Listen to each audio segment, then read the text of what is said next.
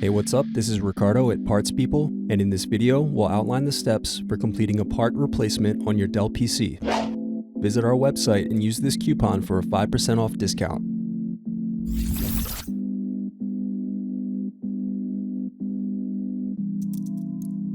Unscrew and remove bottom base.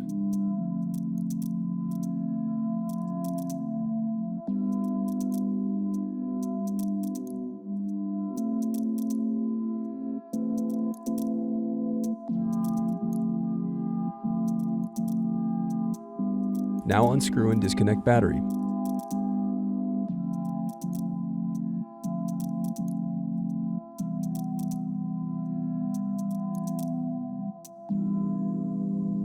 Next, unscrew and disconnect cooling fan.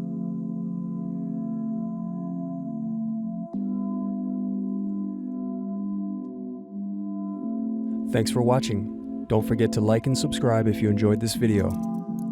And if you need more, check out this playlist to watch other tutorials for your laptop. You can also click here to find parts for your laptop at partspeople.com.